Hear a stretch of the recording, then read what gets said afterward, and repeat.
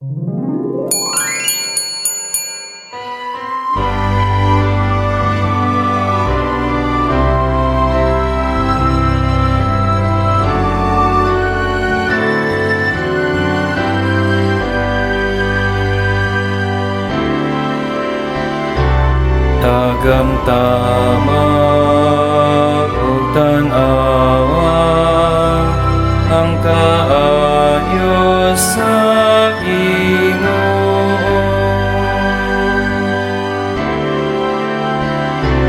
Tagamtama ug tan-awa ang kaayo sa Ginoo.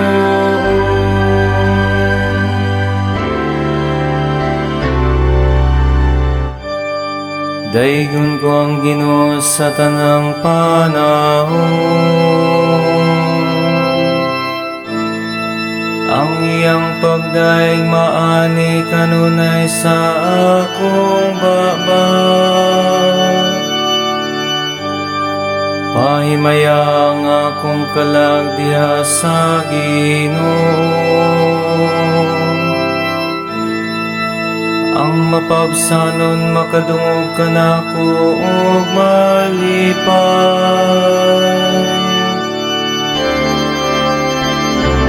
Tagamtama ug tan-awa ang kaayo sa Ginoo.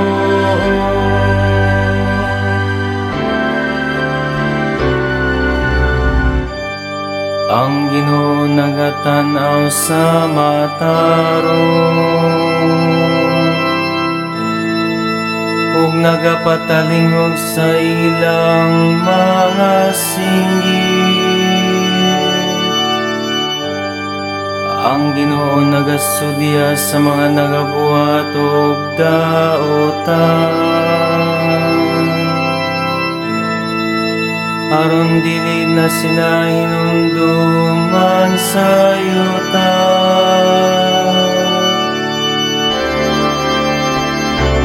Tagamtama ug tan-awa ang kaayo sa Ginoo.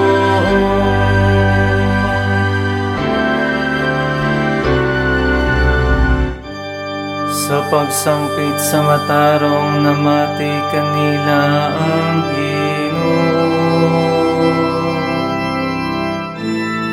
ug sa tanan nilang makasakit giluwas niya sila.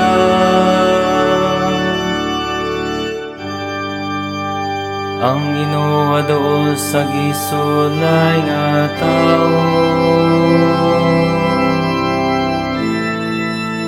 ug sila nga nagkuo sa Espiritu iyang giluwas.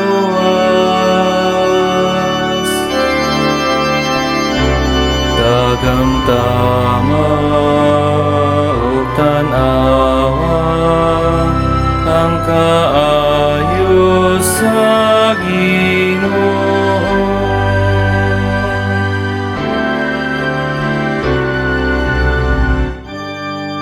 Daghan ang mga kagul sa tao nga matarong,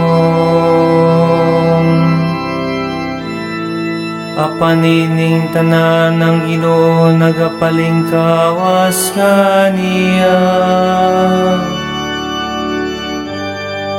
Nagabantay siya sa tanan niyang kabukogan,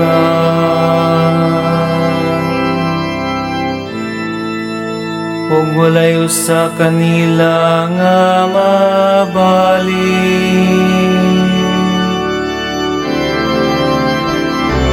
Tagamtama ug tan-awa ang kaayo sa Ginoo.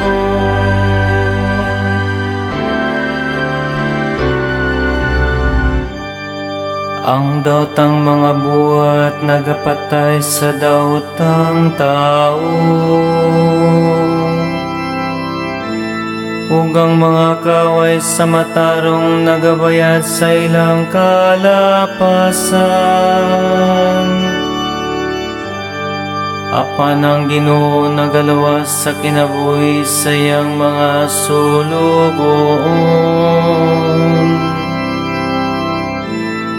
ug walay mahulog sa kalapasan kanila nga nangadangop kaniya.